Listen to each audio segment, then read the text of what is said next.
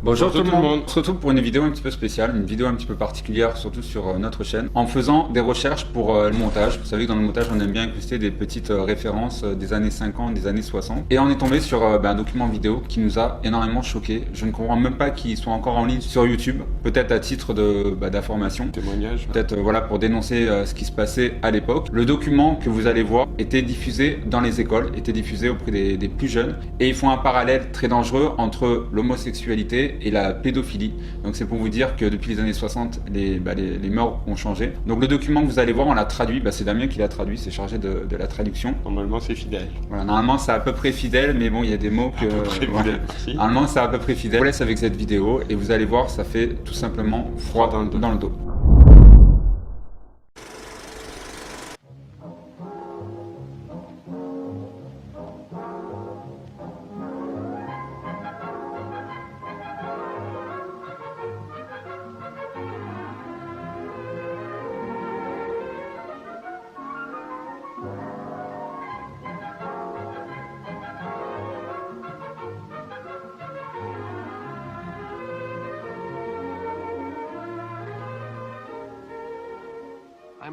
Je suis le lieutenant Williams, un officier de police attaché à la brigade pour les mineurs, et je suis sur la route du lycée Monroe pour parler à un groupe de jeunes qui pensent que l'autostop est un bon moyen pour aller d'un endroit à un autre.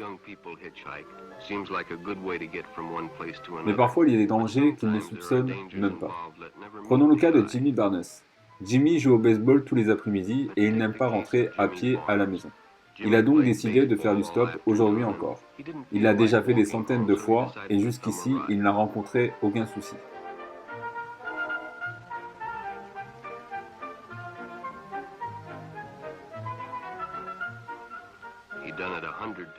Bien sûr, le conducteur entame une conversation. En apparence, il a l'air vraiment gentil.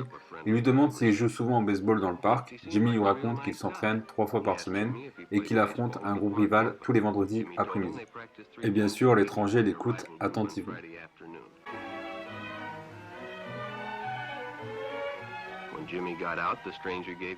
Une fois arrivé devant la maison de Jimmy, l'étranger lui donne une tape amicale sur l'épaule et lui dit qu'ils vont forcément se revoir car il a l'habitude de passer par le parc pour rentrer chez lui.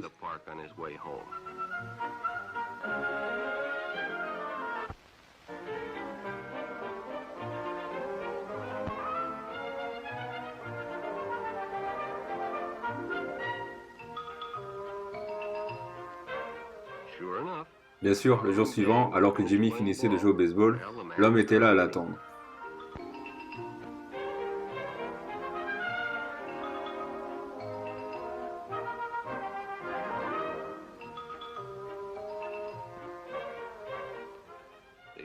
Ils se sont arrêtés à un drive et l'étranger a commandé un coca pour Jimmy.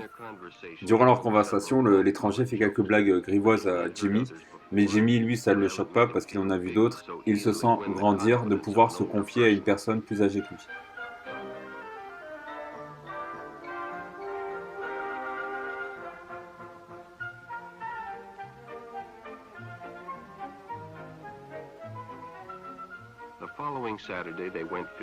Le samedi suivant, ils sont allés pêcher ensemble. Ils s'appellent maintenant par leur prénom. Et Ralph, l'étranger, confie à Jimmy que voilà, maintenant ils sont vraiment de vrais amis. Jimmy ne s'est jamais senti aussi bien depuis longtemps.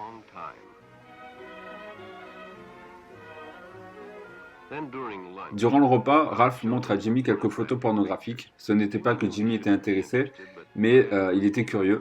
Jimmy ne savait pas que Ralph était atteint d'une maladie qui ne se voyait pas, un petit peu comme la variole, mais pas moins dangereux et contagieux.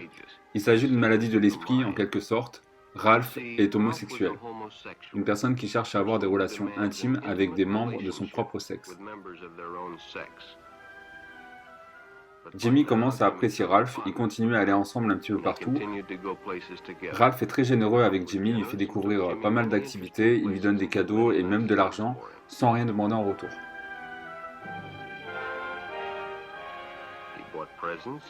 En fait, Jimmy n'a pas su reconnaître la technique d'approche de Ralph assez tôt. Lorsque Ralph a invité Jimmy à aller à la pêche seul, il aurait dû en parler avec ses parents ou un professeur. Finalement, Jimmy en a parlé à ses parents. Ils l'ont amené à la brigade des mineurs. Ralph a été arrêté et Jimmy a été relâché en probation et sous la garde de ses parents. Ralph was arrested and Jimmy was released on probation in the custody of his parents. Les vestiaires publics sont aussi un lieu favori pour les homosexuels. Bobby et ses amis avaient bien remarqué l'homme qui était dans les vestiaires alors qu'il se changeait. Bobby propose de prendre le raccourci par le dessous de la jetée, mais les autres préfèrent passer par le chemin habituel.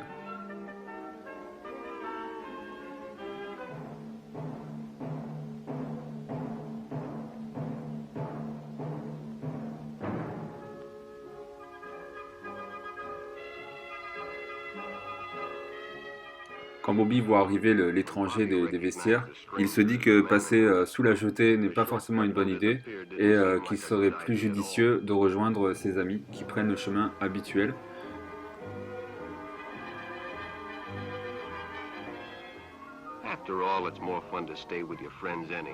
Bobby a pris la bonne décision, il vient de sauver sa vie.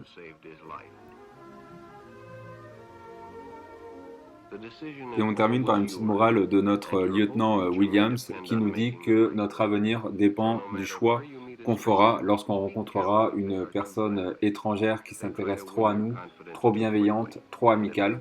Derrière ces personnes-là peut se cacher un homosexuel et même si ces personnes, selon lui, en apparence paraissent normales, ce sont des gens mentalement atteints. L'homosexualité est une maladie. Donc, restez dans votre groupe, ne partez pas seul avec un étranger, sauf si vous avez la permission de vos parents ou d'un professeur.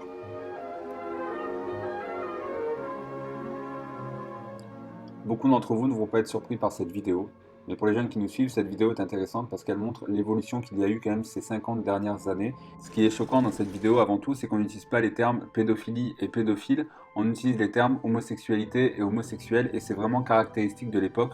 On a retrouvé des vieux messages de prévention où on décrivait des actes clairement pédophiles comme des actes homosexuels.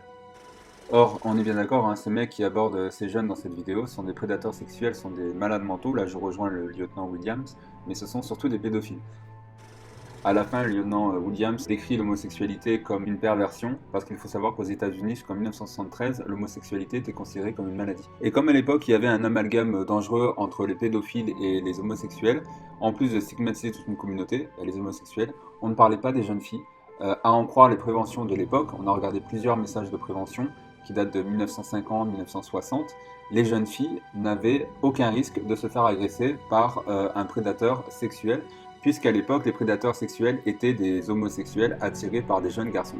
Si vous nous suivez depuis un certain temps, vous l'avez remarqué, on adore les années 50, les années 60, que ce soit pour le cinéma, pour la musique, pour beaucoup de choses.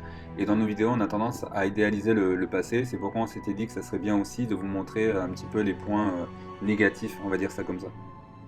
Donc voilà un petit peu la mentalité de l'époque. Je sais pas si je peux dire la mentalité parce qu'on s'est aperçu nous sur notre chaîne, on est suivi à la fois par des jeunes et par des personnes un petit peu plus âgées. Et on s'est rendu compte que les personnes qui avaient 40, 50 ans, 60 ans, voire plus, étaient plus ouvertes d'esprit que certains jeunes qui nous suivaient. Ça pour dire que la mentalité quand même a évolué et que des personnes qui sont de cette génération ne pensent plus comme ça ou peut-être d'ailleurs n'ont jamais pensé comme ça. Hein. On sait qu'il y a des personnes qui font un parallèle dangereux entre la pédophilie et l'homosexualité. Nous personnellement, ça nous choque. Donc voilà pour cette vidéo. On vous fait des bisous, à bientôt.